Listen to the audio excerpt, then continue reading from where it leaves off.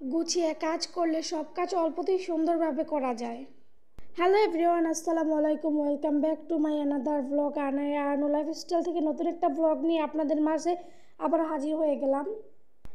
তো আজকের ব্লগে আমি সকালের কোনো ক্লিপই নিতে পারিনি ব্যস্ততার কারণে।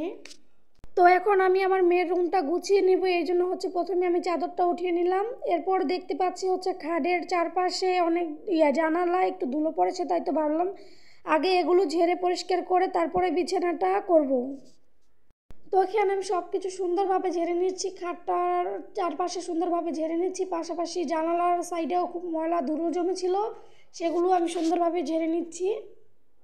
আর আমার এই পাশের রুমটা একটু ধুলোবালি আসে, আর এটা ছাড়াও আমার খাটটা যেহেতু কালো কালার, তাই এর মধ্যে ধুলোবালি পড়লে একটু বেশিই দেখা যায়। কালো কালার ফার্নিচার বলেন আর যাই বলেন না কেন, কালো কালারের মধ্যে একটু ময়লা পড়লে অল্পতে সেগুলো ফুটে ওঠে। যাই হোক, এরপরে আমি সব কিছু ঝেড়ে আমার বিছানাটাও সুন্দর করে রেডি করে নিচ্ছিলাম। চাদরটাও পেরে দিয়েছি, এখানে দেখতে পাচ্ছেন আমার বিছানাটার ফলক। এরপরে আমি আমার মেয়ের র্যাকটা দেখলাম যে র্যাকটা অগোছানো হয়ে আছে, একদমই এলোমেলো হয়ে পড়ে আছে। তো ভাবলাম আগে মেয়ের র্যাকটা গুছাই, তারপরে বাকি কাজগুলো করব। তো এখানে আমি একে একে আমার মেয়ের খেলনাগুলো সবগুলোই সাজিয়ে নিচ্ছিলাম খুব সুন্দরভাবে, খেলনাগুলো ঝেড়ে।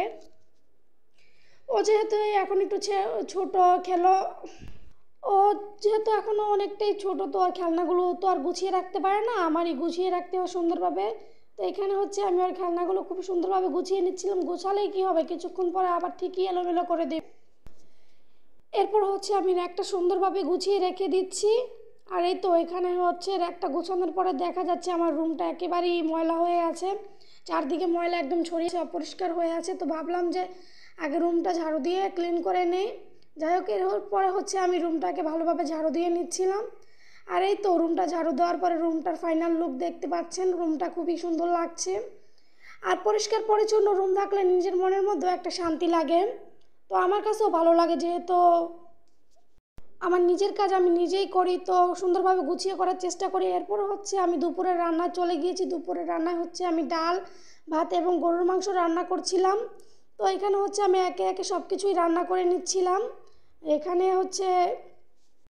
ডাল রান্নার পরে গরুর মাংসটা বসিয়ে দিচ্ছিলাম, আর এরপরে আমি ভাতটা অফ ক্যামেরায় রান্না করে নিয়েছিলাম, নয়তো ভিডিওটা অনেক বড় হয়ে যাবে আর আপনারাও অনেকটাই বোর ফিল করবেন। যাই হোক, আমার ভিডিওটা যদি আপনাদের কাছে ভালো লাগে তাহলে আমার একটা লাইক এবং কমেন্ট করে আমাকে জানিয়ে যাবেন। আর এই বোনটার পাশে যদি সবসময় থাকতে চান তাহলে আমার চ্যানেলটা অবশ্যই সাবস্ক্রাইব করে আমার পাশে থাকবেন। আর আমি যেহেতু নতুন কন্টেন্ট ক্রিয়েটার, তো আমারকে সাপোর্ট করে আমার চ্যানেলটা সাবস্ক্রাইব করে আমার পাশে থাকবেন, আমাকে উৎসাহ দেবেন যাতে আমি ভবিষ্যতে আরও ভালো ভালো কন্টেন্ট আপনাদের শেয়ার করতে পারি। আর আপনাদের একটা লাইক, কমেন্ট এবং আমার চ্যানেলটা সাবস্ক্রাইব করলে কিন্তু আমি অনেকটাই মোটিভেশন হব, আমি নতুন নতুন ভিডিও বানানোর জন্য নিজেকে সুন্দরভাবে প্রস্তুত করব। তো আপনারা আমার চ্যানেলটাকে সাবস্ক্রাইব করে আমার পাশে থাকবেন সব সময়, প্লিজ প্লিজ প্লিজ, যেহেতু আমি নতুন কন্টেন্ট ক্রিয়েটর। আর এই তো এখানে আমি রান্না শেষ করে ফ্রেশ হয়ে নিচ্ছিলাম, তখন আপনাদের ভাইয়া বলছিল চলো আমরা একটু বাইরে ঘুরে আসি, সামনে তো রোজা, তো আর রোজাতে তো বের হওয়া যাবে না, তো আজকে চলো তোমাকে আর মেয়েকে নিয়ে একটু ঘুরে আসি। তো এই জন্য আমি রেডি হয়ে নিচ্ছিলাম। আর এই তো দেখতে পাচ্ছেন আপনারা এরপরের ক্লিপ।